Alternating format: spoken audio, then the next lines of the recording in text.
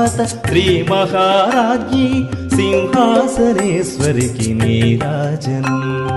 బంగారు హారాల సింగారములికించు హిమశైల తనయకు నీరాజనం. లోక పావనికి నీరాజనం.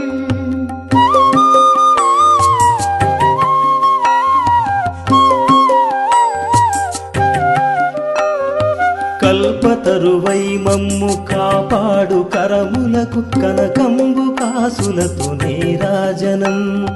పాశాంకుశ పుష్పబాణ చాపధరికి పరమ పావనమైన నీరాజనం.